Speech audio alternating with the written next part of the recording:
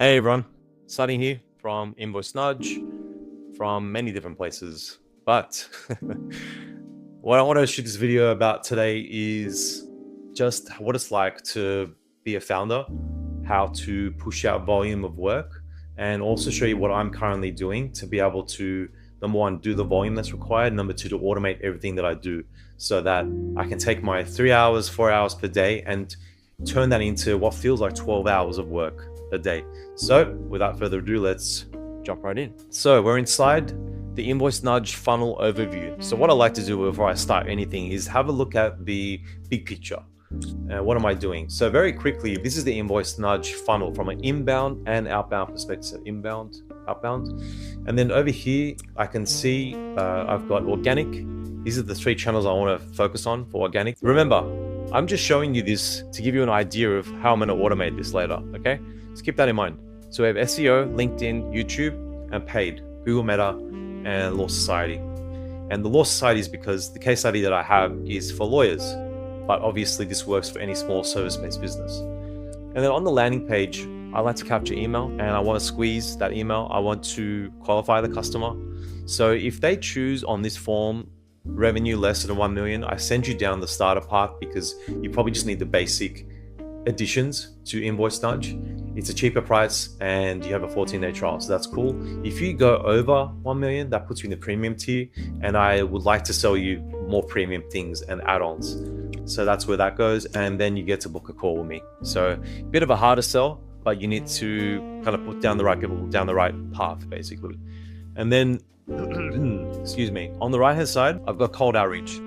So I chose basically cold email as my outbound because I've read good things about it and varying success so far, I must say. It's still going, I still get replies, so that's something, right? And then, so all of this is how I'm approaching Invoice Nudge currently. Like I mentioned, take note because there's a lot here to do, right?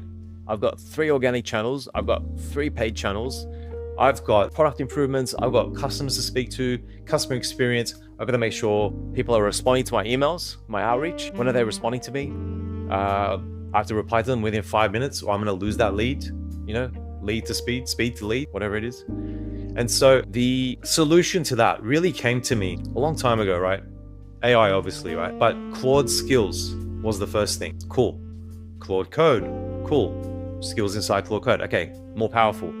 But something happened 2 weeks ago that threw everything on its head and has changed the way I work basically and increased my output by at least 3 times. And just to give you some context, I work a day job, okay? I work full 9 to 5. I have kids, I have a wife, I have a house, I have various things to do. I only get 3 to 4 hours a day max, right? It's a good week if I can get to 20 to 30 hours, okay? So in comes OpenClaw 2 to 3 weeks ago. So I jumped on it straight away. I was one of the first people. I've been working on it and curating it for the longest time. Even from this landing page, you can't tell what it does, right? Basically, it says the AI that actually does things, but it's really just an AI that lives inside your WhatsApp, Telegram, Discord. What's the difference between doing that and going to Claude.ai or ChatGPT.com or something like that to do the work that you need, or opening up your terminal or your Visual Studio and running Claude code, something like that, okay? So in this next part, I'm going to show you exactly what I've done and what I've chosen, which channel I've chosen to go ahead and use this to the best of my ability. All right, welcome to Discord. I chose Discord as my channel to allow the agents that I have to live inside, basically. How it works, how Discord works, for those who don't know, on the left-hand side, you have servers, which have different companies and software products and groups. They're called servers. Inside the server, there are things called channels, okay? Each channel has different categories. Each channel is assigned to a different category or subject matter or whatever it is. What I've done is I've used that as a way to separate agents out and their roles and how they interact with one another. So let's have a look at how I've done it basically. So I've got a thing here called Invoice Nudge HQ. There's my logo, and here's the council. I called it the Rivendell Council. Agents discuss, coordinate, and collaborate here. I just asked them before how they would bake a cake, right? And all of them kind of chimed in. Should we try something like that right now? All right, let's do it. So let's do @team. Tell me, what's the best way to build a house? Okay. Oh boy. So 6, 7 of them have seen it. No, several people are typing. Here we go. I might skip this part until, oh, okay, no. Foundation first. No shortcuts. Oh my goodness. Outside of my jurisdiction. Still not my wheelhouse. So these people know, these agents know they shouldn't talk. Oh, they're all talking amongst each other now. Ugh. Mind you, this is costing tokens. My usage limits are about to get destroyed because of this little conversation. And it ends with Savannah. Savannah is my manager. Here she is. So what's she saying?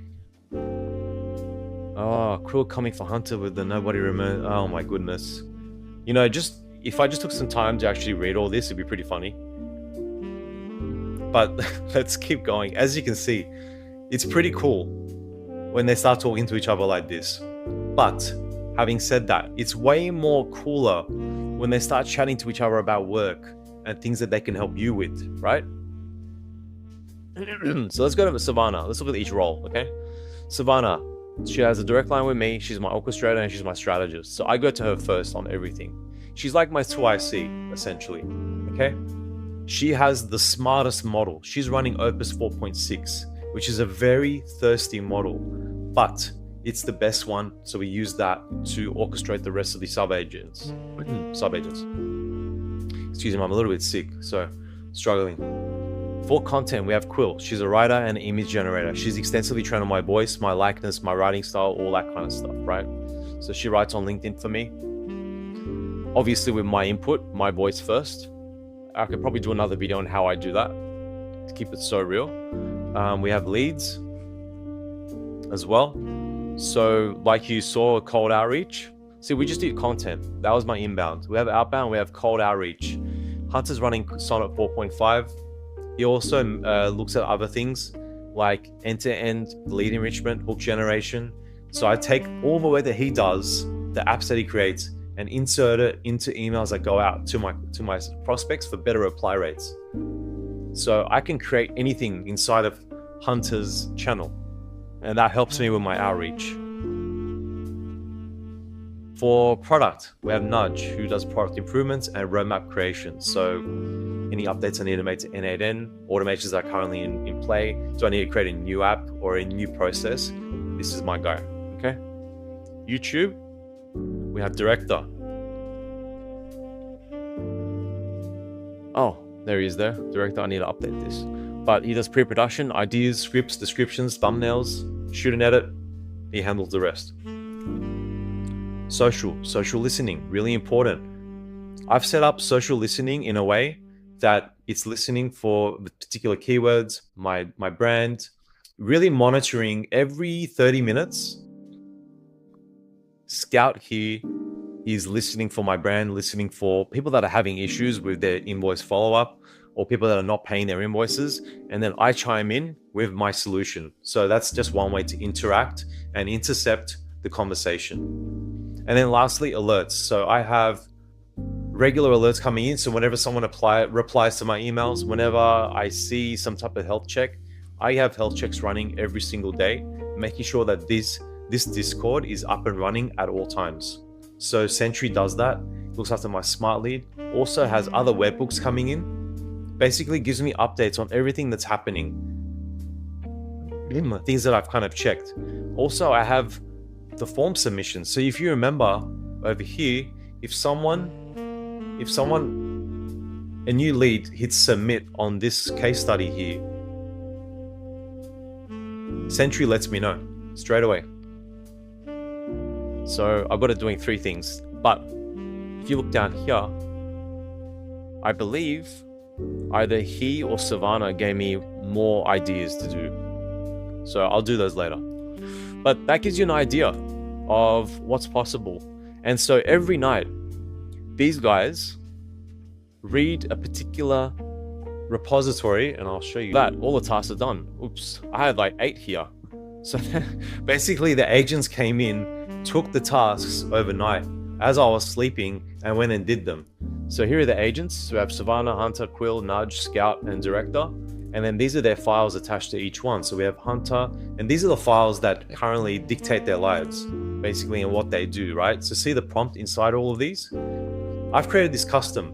This is the Invoice Nudge Coruscant network, basically where the agents come in and take their roles and their responsibilities and go and execute them autonomously. So what I do is I come in here for the backlog. I'll come in here and I'll do create text for next week's posts. Think about what time of year it is and what we should be doing to fill out the posts for next week that are going to be very valuable to the people that are reading it, and give me some image ideas as well. All right, save that.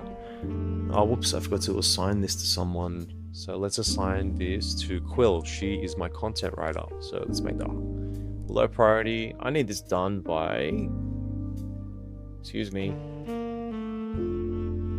do it by Sunday. Save it. All right, so what happens now is that Savannah will come in. Here she is. She will go look at Coruscant. Let's just ask her, hey Savannah, can you go look at Coruscant and tell me what's outstanding right now? And will you be autonomously creating this or running this when I'm asleep? So while we're waiting, the idea is that I'm the bottleneck half the time, honestly. These guys can go and do everything that I ask them to do, as long as I keep this task management board filled to the brim. Things can happen. But honestly, half the time I'm the plug, I'm the bottleneck, basically, because I'm not fast enough for putting tasks in there. I don't have time sometimes. One task in backlog. Yep, nightly task coordinator, that's her. Yes, it runs while I sleep. Want me to assign it to Quill and set it for this week? So Quill has API access to everything. He schedules posts. Savannah works with her to make it happen. A lot of the time I'm hands off, basically. Like I mentioned, see? Savannah waits and speaks to me first before anything happens. So there's always a human in the loop, but half the time, honestly, I'm a hindrance to that process. These guys could go and build everything in one go, but they need guidance sometimes. AI is very good, right? But the intelligence sometimes is missing. Crazy to say, right? But humans are obviously number one. But this gives you an idea. I think that's all I want to show you today. Basically, this is how I'm working. If this is something you want to put in your own business and your own life, whether it's in a company or in your own side hustle or whatever it is, I'm not going to help you with it. This took a couple of weeks of tweaking to get it to exactly what I want. And quite honestly, I could do this. I could go ahead and help someone with this, but it's just not there in terms of reliability for people. Like I mentioned, I think I mentioned earlier in the video, I'd say 20% of the time I'm troubleshooting if something breaks. I've had to create so many prompts and fail safes to make sure that things act the way they do in a very predictable way. So my advice is wait till this stuff gets better. I'm cutting edge right now. I'm a cutting edge kind of person, right? I've gone ahead and I've solved this already for myself. But my advice is if you're a regular punter, it's best to wait and see what Google comes out with, what Anthropic comes out with, what OpenAI comes out with, because they will probably create stuff that's way more elegant and simple to use rather than this schmozzle that I put together to make look amazing, right? If you're watching this on YouTube, please like. Hope it was helpful. Subscribe. Hope it was helpful. Share it. Until then, thank you.